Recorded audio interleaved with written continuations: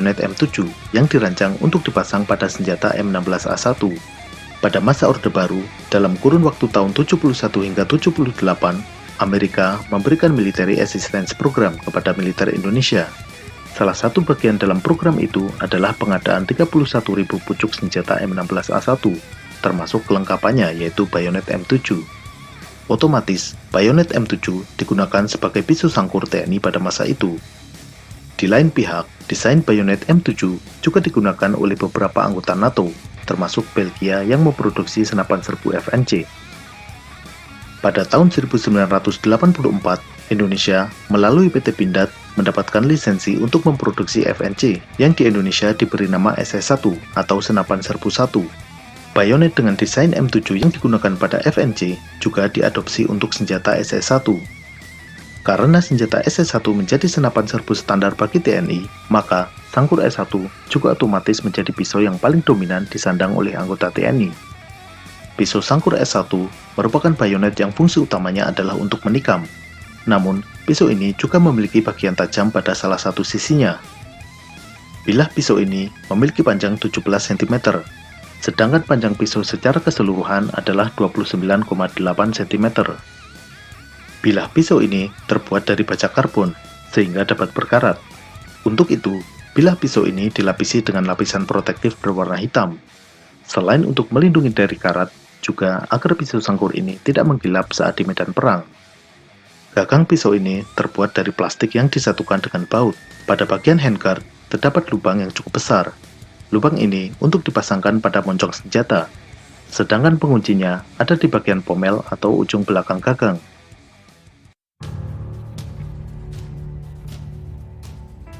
Ini adalah pisau kebanggaan Korps Pasukan Khusus atau Kopassus. Bahkan, gambar pisau ini menjadi salah satu elemen dalam lambang Kopassus.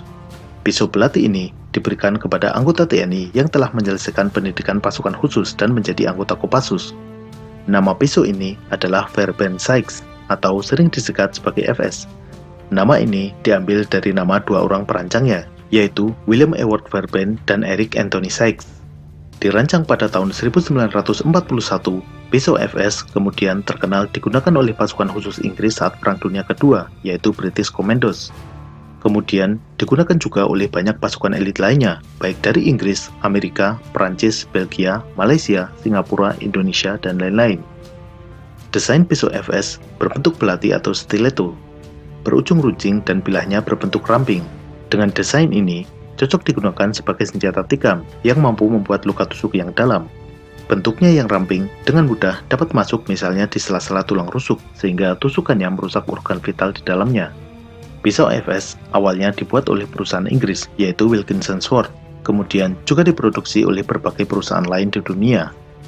Pisau FS yang digunakan oleh Kopassus pada awalnya diimpor dari Jerman. Pisau ini dibuat oleh perusahaan Karl Slipper dari Solingen, Jerman.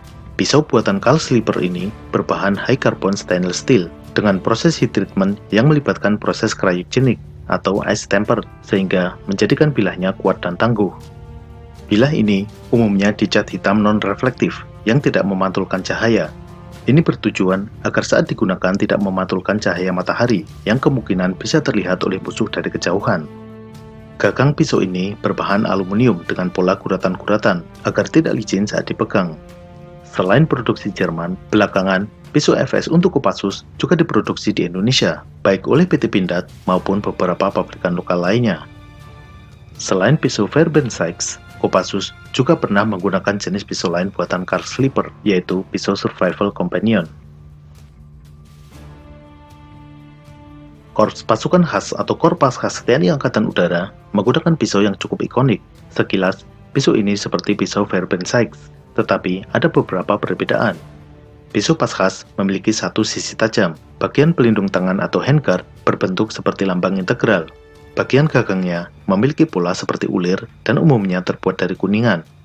Di ujung gagang berbentuk cakar elang yang mencengkeram bola dunia. Aitor, merek pisau buatan Spanyol ini banyak digunakan oleh kesatuan-kesatuan TNI di bawah Kostrad. Pisau Aitor yang dipakai oleh Kostrad adalah Aitor Jungle King 2. Berbeda dengan Fairbairn Sykes yang didesain khusus untuk bertarung, pisau Aitor merupakan pisau multifungsi yang didesain sebagai pisau survival. Pisau ini memiliki satu sisi tajam yang dapat digunakan untuk mengiris dan menebas. Di punggung bilah pisau terdapat mata gergaji yang dapat digunakan untuk membuat takikan pada kayu atau bahkan menggergaji kayu yang tidak terlalu besar. Selain pisau utama, di bagian sarung terdapat pisau kecil untuk pekerjaan-pekerjaan kecil. Di gagang pisau kecil ini terdapat pembuka botol. Gagang pisau utama berbentuk silinder. Penutup pada pangkal gagang terpasang pada ulir dan dapat dibuka dengan diputar. Pada penutup gagang ini terdapat kompas kecil. Di dalam gagang terdapat tabung yang berisi perlengkapan survival, yaitu korek api, mata pancing, tali pancing, pensil, pinset, plester penutup luka, peniti, bahkan jarum dan benang jahit. Pada ujung sarung yang terbuat dari plastik terdapat besi yang dapat dibuka. Besi ini dapat digunakan sebagai ketapel. Tali ketapelnya terdapat di dalam sarung pisau. Sarung pisau ini dililit oleh tali. Tali ini dapat digunakan untuk berbagai macam keperluan. Karena pisau ini cukup banyak digunakan oleh personel TNI, di Indonesia sangat banyak beredar tiruan pisau Aitor dengan bentuk yang sangat mirip, namun dengan kualitas yang beragam, tergantung harga dan pabrik pembuatnya. Selain Aitor Jungle King 2, TNI kini juga menggunakan seri Aitor yang lebih baru. Salah satunya adalah Aitor Commando. Salah satu perbedaan dari Aitor Commando ini adalah bentuk gagang yang lebih ergonomis. Pada gagang ini, di dalamnya juga terdapat tabung yang berisi berbagai alat survival. Namun, secara keseluruhan, perlengkapan pada Aitor Commando ini lebih sedikit dibandingkan dengan Aitor Jungle King 2. Misalnya, tidak ada lagi ketapel dan pisau kecil. Bilah pada Aitor Commando memiliki panjang 17,5 cm, lebih panjang 1,5 cm dibandingkan Jungle King 2. Panjang pisau keseluruhan adalah 31 cm. Bilah Aitor Commando tebalnya 5 mm, sehingga cukup kuat untuk pekerjaan-pekerjaan yang berat. Bahan yang digunakan sebagai bilah adalah high carbon stainless steel, dengan unsur paduan lain yaitu krom, molybdenum, dan vanadium. Pisau Aitor ini banyak digunakan oleh pasukan Raider. Gambar pisau Aitor Commando menjadi salah satu elemen dari lambang Batalion Raider. Selain Aitor Jungle King 2 dan Aitor Commando yang digunakan oleh TNI Angkatan Darat, ada seri Aitor lain yang digunakan oleh TNI, yaitu Aitor Delfin. Pisau ini digunakan oleh Komando Pasukan Katak TNI Angkatan Laut. Aitor Delfin memang pisau yang dirancang sebagai pisau penyelam. Karena digunakan dalam lingkungan air laut, pisau ini dibuat dari baja tahan karat atau stainless steel. Baja yang digunakan adalah baja X42, atau dalam nama lainnya yaitu Inox 46 CR13. Dengan kandungan karbon 0,46% dan kromium 13%. Pisau ini panjang bilahnya 11,5 cm dan panjang keseluruhannya 21,5 cm. Selain Aitor Delfin, Kopaska juga menggunakan pisau produksi pabrikan SOG dari Amerika. Pisau yang terlihat dipakai oleh Kopaska adalah SOG Silpap.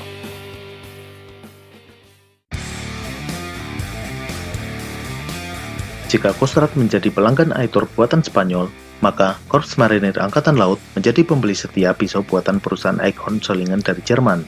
Seri pisau Eichhorn yang digunakan oleh marinir, salah satunya adalah Eichhorn SIG atau Advanced Combat Knife.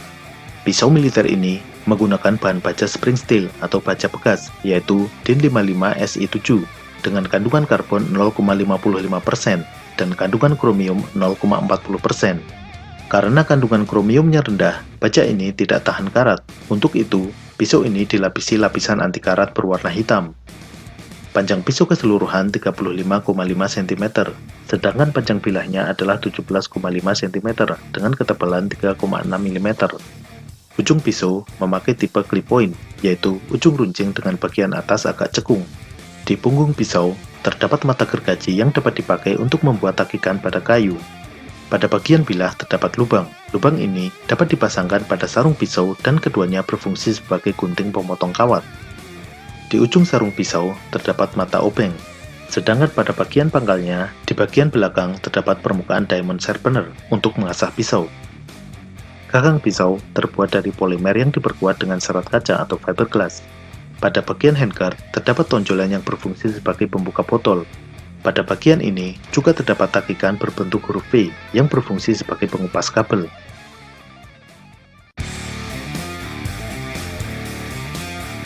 Waffentechnik KM2KI adalah pisau yang khusus dibuat berdasarkan pesanan Korps Marinir TNI Angkatan Laut.